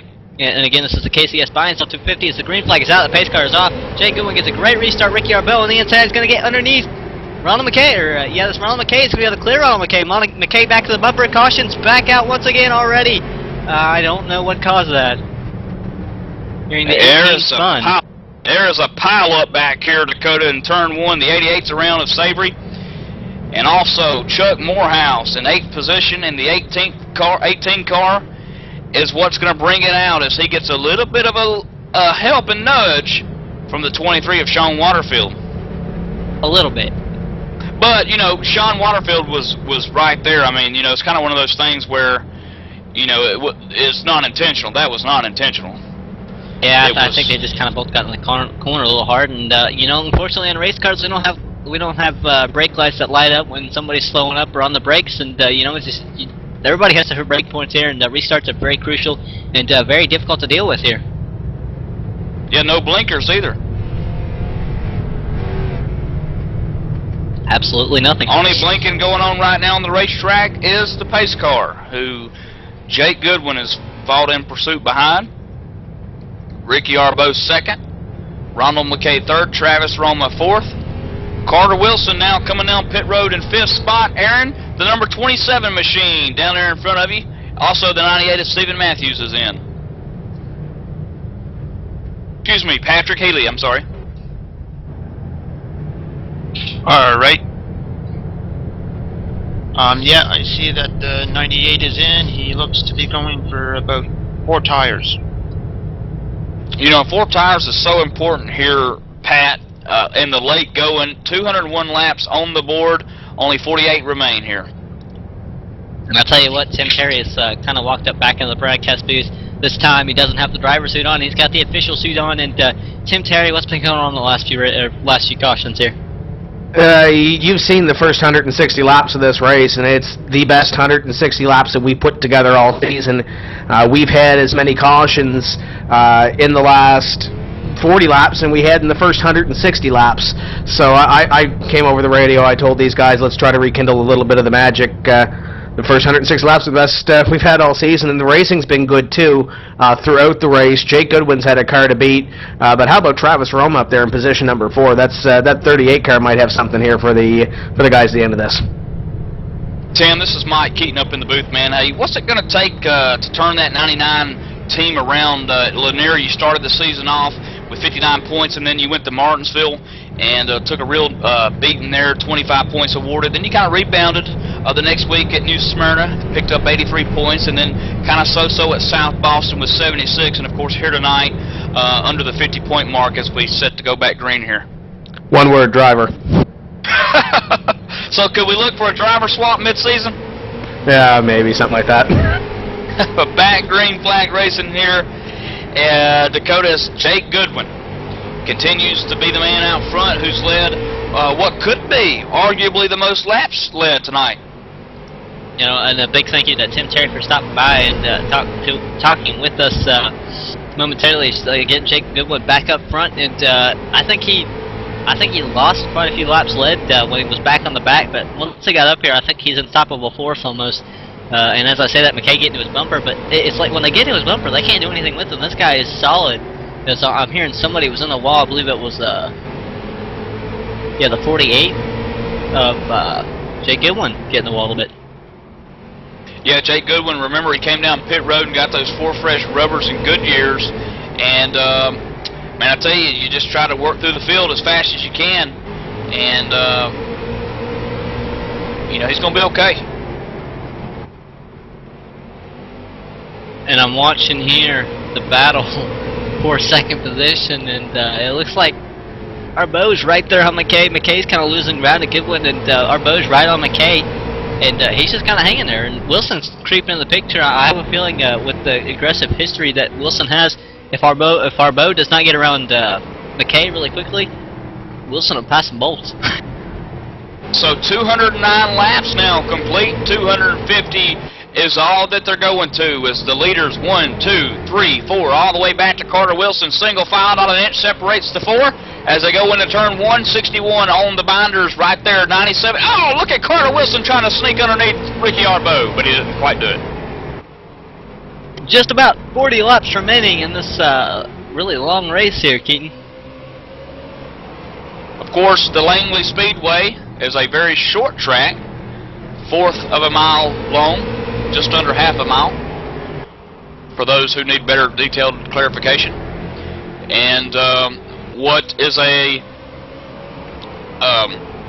good race so far is the leaders, Dakota, have pretty much for the whole race, except for a couple of long green flag runs, have stayed right there on top of each other. Yeah, and I have a feeling, or it's kind of seemed like, you know, these guys can't pull away. I mean, even if they are the fastest on the track, they can't pull away. It's like the draft has got these guys together, and maybe a lot of them running the same setup is kind of helping. I'm guessing a few of them at least running the same setup. I know Arbeau's been one of the loners out there. It seems like not quite on the setups of some of the people out there. But he's been hanging there. He's the point sitter again, and he is running third with Wilson right on his bumper. It looks like Goodwin gets a little loose. He's going to go get the wall once he saved it. Goodwin in trouble, it looks like. He's got the car. He's just trying to hang on to it. Oh, Ronald K. almost loses it out of turn 4 there, Dakota. Got a little bit loose. The 61 of Ricky Arbeau may have had a little bit to do with it, as he might have took a little bit of air off. And now Ricky Arbeau, about 2 feet separation between second and third. Now he backs off a little bit going into turn 1. But to tell you, looks like Ronald McKay's starting to slow down a little bit as the gap widens for the first place man out front, Jake Goodwin. Wilson was right on Arbeau's bumper. You couldn't fit a piece of paper between them through the corner. That was extremely, extremely close. He could have been turned or touched or anything. That really could have changed a lot of things right there. Could have put out another caution. These guys are professionals, though, and that's how they were able to hang on to it. Professional sim racers, yes, I know. As Arbeau is still creeping in third with McKay in second. Down here in Alabama, Dakota, we call that by a cat hair. Hey, Carter Wilson, you couldn't have stuck a cat hair between the two. Let's go with paper. it's more efficient, you know. I tell you what, though, you know, Eastern Canadians, man, I tell you, I didn't know that they liked racing so much. I thought it was all hockey and figure skating. But I was just throwing a stab there at Tim Terry about the figure skating. But these guys love racing, as Patrick Healy pointed out. They love racing. And Pat, when can we see the analogy of the gloves coming off? We saw the 97 machine sneak up on Jake Goodwin's back rear deck lid. Then we saw Carter Wilson get within a cat hair distance between the 61 of Ricky Arbeau as they continue to race single file, Pat. I'd say it's go time right about now. 30 laps to go. Gloves coming off.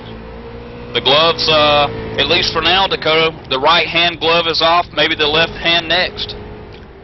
Oh, as Ron McKay gets extremely loose, going to use the apron. He's going to shove up into the corner. Here comes Arbeau on the inside. Arbeau's going to be side by side at the door. Not going to make contact. They're going to be side by side heading into turn number 1. And it looks like Arbeau will be able to take the spot. Here comes McKay back on the outside. They're going to be side by side coming through, and it looks like Arbeau will prevail with McKay going back. And they're going to make contact. Wilson and Arbeau make Wilson and McKay make contact as Arbeau does get away.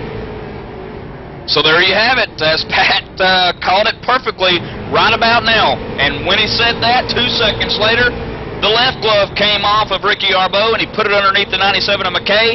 And then you saw Carter Wilson follow in pursuit in that number 27 machine. And now they've got to set their sight on the leader, Jake Goodwin, who has 4 cars of traffic in front of him in turn 3.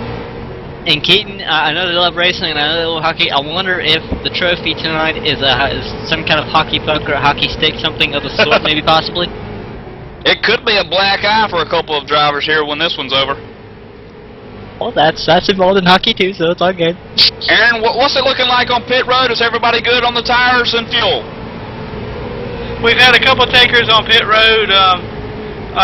Everybody seems, all the leaders seem to be having okay tires. I know the 48 keeps getting in the wall. His tires could be going away a little bit. The 97, his tires are probably close to being done grip-wise after sliding a couple times. But it looks like the 61 is gaining on the 48, so he might have been saving something behind that car right there.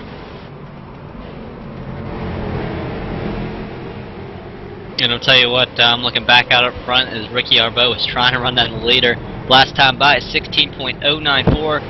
Jake Goodwin 16.116. These two about 200 separation lap time wise. That's pretty close. With Arbeau just a little bit quicker, and it looks like Goodwin will be able to run an 084 this time with some draft.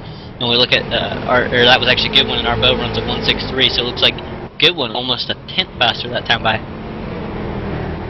Now we're working on lap number 20, which is sponsored by the HD Radio Network. Lap number 20 here, which means 20 laps to go, Dakota. Home of the ETV Live Radio Hard Driving Radio Network gives you 7 stations to choose from, including the Big 80s Middle, the HDR Classics, the All HDR Country, All 80s Adult Radio, and more. Take your pick and rock your brains out. HD Radio is featured on iTunes, TuneIn Radio, and listed on the Windows Media Guide. Listen today from HDRadioNetwork.com or take it with you on the mobile app from TuneIn.com. And we are side by side with the 2 leaders currently. And again, this is ETV Live, powered by the HD Radio Network. And we do have a radio station on the HD Radio Network. It's called ETV Live Radio. You can check us out there also. But looking side by side with the leaders here, Keaton. One view shows Ricky Arbeau, the other one shows the 48 of Jake Goodwin. Ricky Arbeau a little bit faster last time by. Ricky's starting to really man in turn 4 here, Dakota. I think Ricky can catch him. Yeah, but who's going to be faster at the end of the run? I think we've seen before where Goodwin was just annihilating him at the end of the run. And can it be the opposite this time, as we have a caution on Speedway? Oh, no, and that is not what Ricky wanted, as caution belongs to the number 23 machine, I believe, of Sean Waterfield, back in 15th spot, Dakota. Yeah, it looks like he just nails the outside wall and just has to hold the brakes down so as to not go down into anybody or hit another wall, and locks it up, holds it down on track, and caution comes out. So, has the crew chiefs down on pit road started to move any, Aaron?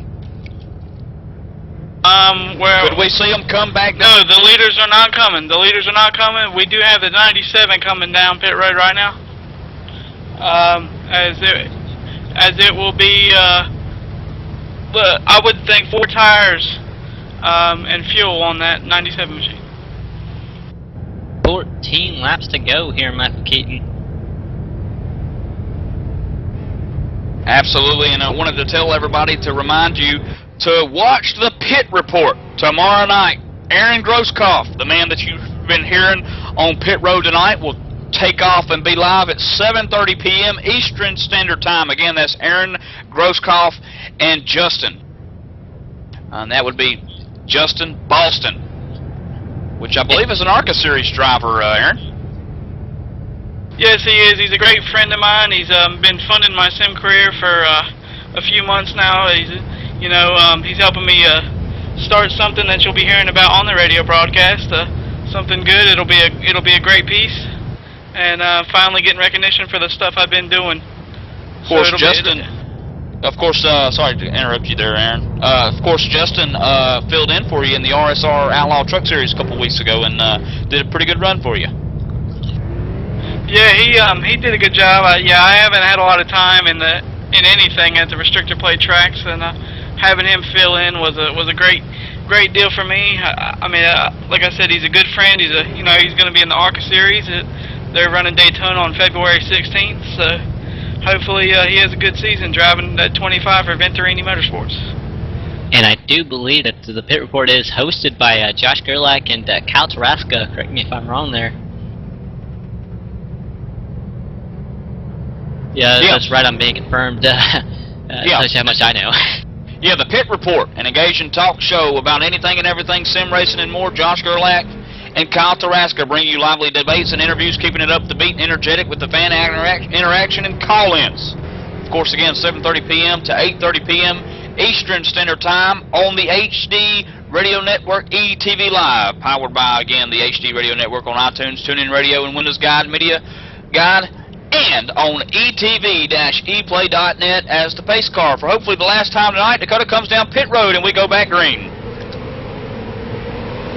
As Jake Goodwin gets a good restart, here comes Arbeau. He's on the outside of Wilson. Can he clear him? He's going to be side by side heading into turn number 1 and 2. Here comes Arbeau. They make contact behind him. It looks like it's going to stay green flag. They're going to save it. Arbeau's going to dive into the corner. He's going to pinch down Wilson. Wilson's going to have a pretty good run, and he's going to clear the 61 of Arbeau. There goes Wilson in the second position. Remember, Wilson had a great run in just this last little stretch here. As here comes Matthews. We haven't seen him in a while. He's underneath Arbeau. Ronald McKay, he's coming right behind Matthews, just trying to get around. He's like, almost going to make contact. Looks like McKay's going to lose a lot of time here. Whoa. I told you that's not what Ricky Arbeau wanted. He was starting to reel in Jake Goodwin when they were running green. And then Ricky starting on the outside. Look how many positions he's lost. Now he's all the way back to 5th position coming out of turn 4. Ronald McKay now works underneath Stephen Matthews. Possibly, no, he backs out of it as Carter Wilson, who's in 2nd. Can he run down the leader, Goodwin? I think I got my breath, but yeah, it looks like Wilson is in 2nd still. I'm looking at the lap times last time by. It was Goodwin by 1/10 of a second, so Goodwin's got a good lead right now. Here comes Matthews on the inside of Wilson. He's looking. He's not quite there. They're going to make contact. They're going to touch it. Wilson's around right from the field. Oh, no! Travis Romo around also. Oh. The 27 machine, Carter Wilson, one of the rookies here tonight, was up there in 2nd. And then he got... man, that was a tight squeeze there. Yeah, it looks like Matthews I'm going to be neutral. Going for the... Yeah, it looks like Matthews was really... He kind of shoved it in there, and it was just a tight fit, I think, and hard to put it down there, really. Especially the way these guys have kind of had a dime in the corner, Keaton. It's like, Aaron, it's like putting a size 10 foot into a size 8 shoe. Yeah, it was some hard racing. Right now, the 97's got the newest tires of that lead pack group, I think. We could see a battle for the lead here when they come to the green. Dakota, the 97's going to be in a great spot, too, I believe. He's going to be in 3rd position. It's going to put Stephen Matthews up high where Ricky Arbeau was. We saw what happened to Ricky. Of course, Ricky's going to restart 4th, so he's going to be back in the same position, bless his heart, up there high again.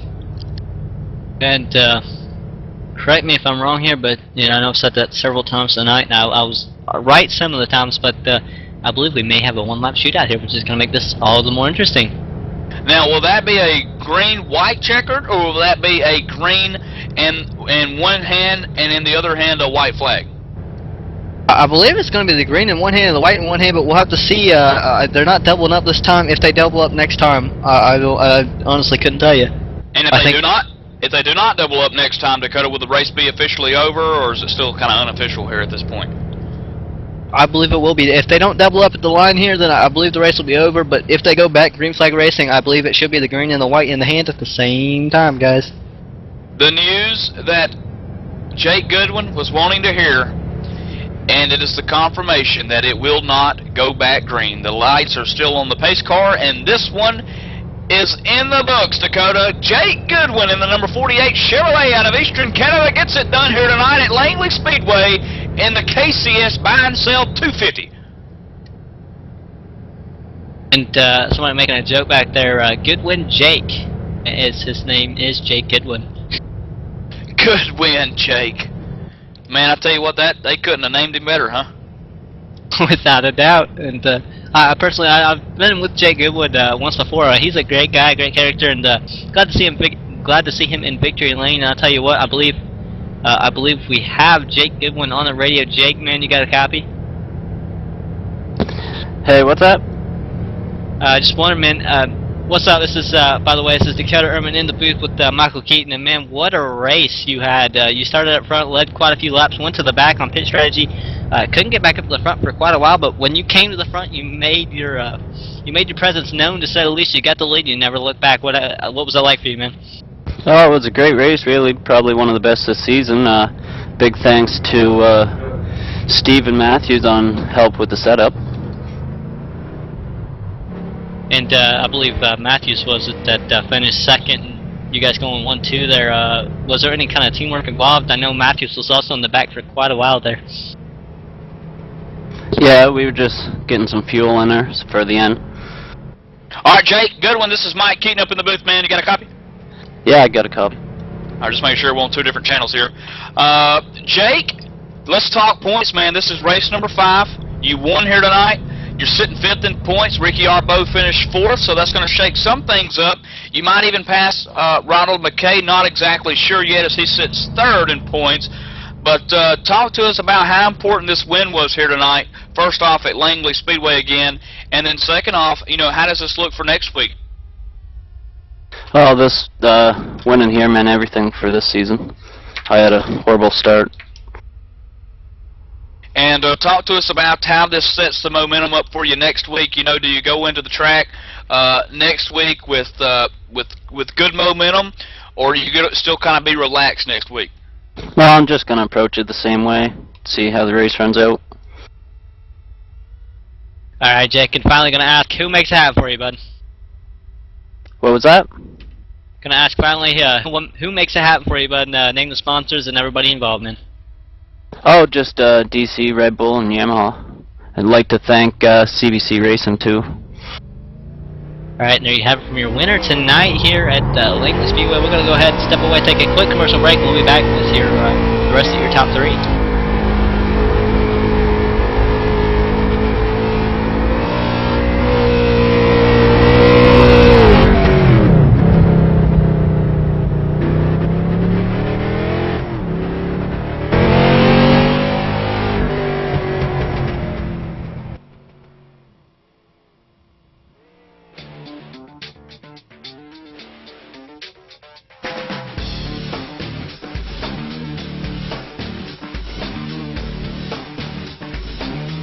InsideSimRacing.tv, the fastest show on the internet. Sim racing news and reviews since 2007, with new shows every week.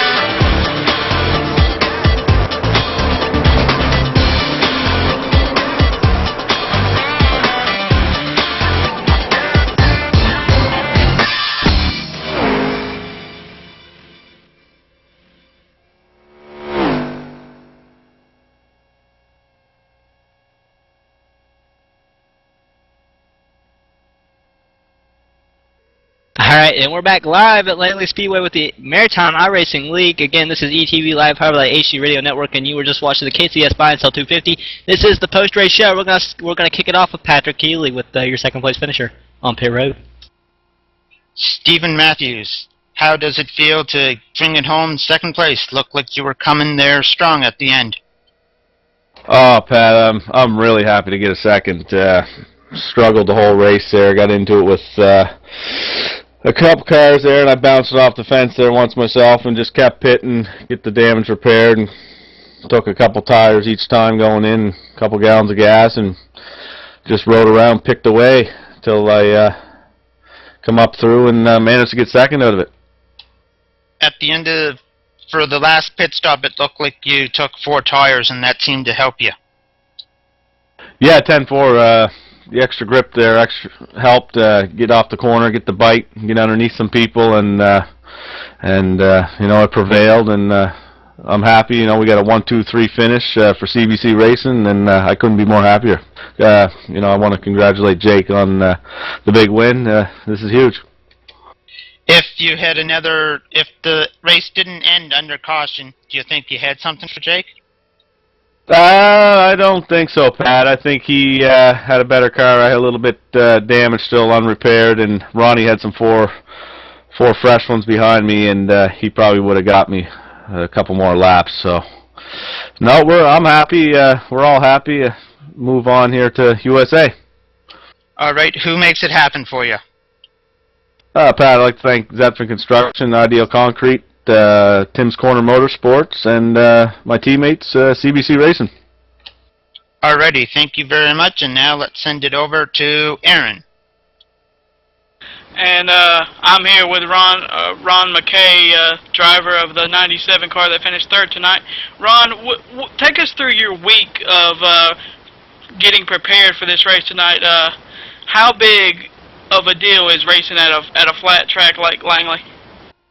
It's a real tough deal. This is not an easy place to get around. There's really only one groove. I don't think I've really seen anybody pass someone legitimately on the outside unless it was on a restart. You got to jump on them and you could clear them before the first corner. So the preparation through the week was huge here. We put tons of laps on trying to get it figured out, and you know, at 250 laps, a lot of laps compared to what we're normally used to running.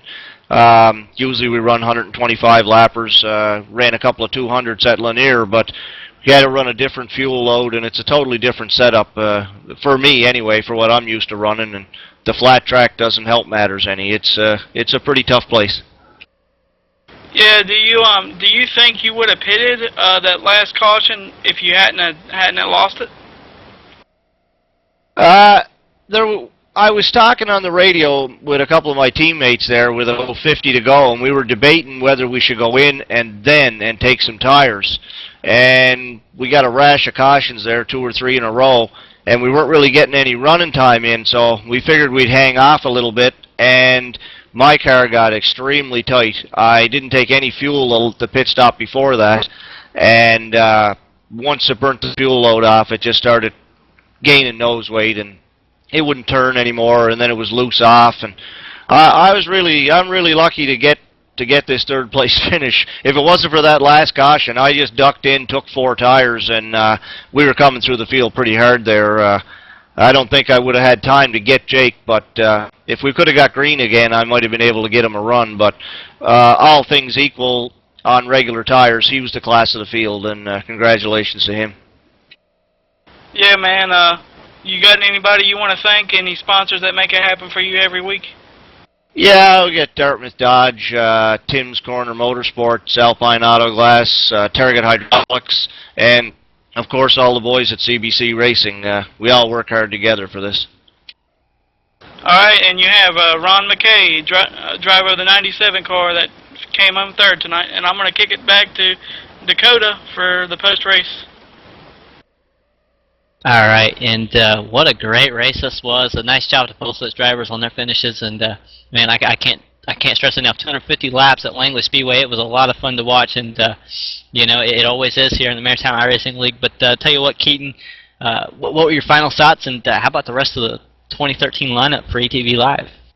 Well, you know, good win, Jake Goodwin, doing it tonight. Of course, last night won heat race number 1 to kick things off at Langley Speedway and race number 5 in the MIRL. And then, of course, tonight the feature, Jake Goodwin gets it done. And I tell you what, had a class filled behind him with Stephen Matthews and Ricky Arbo and amongst other people. Dakota, I tell you what, man, this is going to shape some things up for race 6. We heard that there's a 15-point gap now that separates the two. Stephen Matthews, I believe, holds on to second position, just 15 now behind Ricky.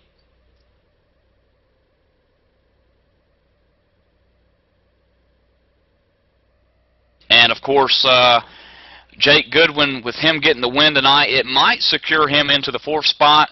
If not, he's getting closer and closer and closer, and if he keeps plugging away like he's been doing, he could sit on the throne before too long as we go into USA International Speedway next week. And, Tim, I tell you, the league's starting to shape up for a good one as we're starting to approach the halfway season mark here in a couple of weeks. Yeah, that was easily the best race of the season. Hats off to all those guys on the track, and that bozo that plowed down the wall on lap 10. I don't know who exactly that was, but we're going to need a new motor for 2 weeks' time. Nevertheless, congratulations to Jake. Those guys put on an absolutely awesome show. Give a tip of the cap to Martin Landry as well, finished in 5th. I believe that's his first top 5 finish with us. Travis Roma got a top 10 finish. Vic Greenwood continues his great season with a 9th place finish. There's so many guys that need to be commended for their finishes. So congratulations to Jake, and I'm going to be somewhere in the south next week. I won't be able to make next week's race. J.D. Laird's going to be the chief admin in charge next week, but I expect the same thing. USA is a big track. There's a lot of room to move. I think it's going to be good next week as well. Absolutely, and USA International Speedway is one of those top racetracks that's going to create even more excitement as we start to gear up for that. But remember, folks, don't miss Monday nights, February 25th, the kickoff of the Real Sim Racing Full Throttle Cup Series, 9:30 p.m., sponsored for the 2nd year in a row by Bob Earl Racing. And, of course, Tuesday nights at 9 o'clock p.m., ETV Live, the Team Race Series channel, sponsored by HD Radio Network. Wednesday night, of course, the Maritime iRacing League Short Track iRacing Eastern Canadian style late model racing that you saw here tonight. Thursday night, 9:30 p.m., the Real Sim Racing Asphalt Assault Series, sponsored again by the Inside Sim Racing TV crew. And Friday nights, 8 p.m., Super Speedway Cup Series. Dakota, there's a whole lot going on here at ETV Live, powered by the HD Radio Network for a 2013 lineup. There always is here at ETV Live, and it's great stuff. You want to check it out as much as you can. I mean, it's a great way to fill your free time, or even your not-so-free time that you just want to watch it anyway. I mean, it's pretty addictive stuff. But going to go down to Aaron Groskopf for your final thoughts, and then to Patrick Healy. All in all, I thought it was a great race. You know, Langley's a hard track, especially with, you know, I guess max cars on the track at one time. It was a great race. You know, everybody knew what they were doing. They seemed experienced, and great win for Jake there. And 4 rookies in the top 10 in the 5th, in 11th place. That's just great for the core of rookies that we have in this class, and great race. All right, guys, and again, this is just such a great race. But we're going to go ahead and close out here for ETV Live. I'm Dakota Ehrman, Michael Keaton, Tim Terry kind of hanging around, Aaron Groskopf, Patrick Healy, John Wessling, Jerry Wolf, J.D. Webb, Phil Foltz, and again, from all of us here at ETV Live, we'll see you next time.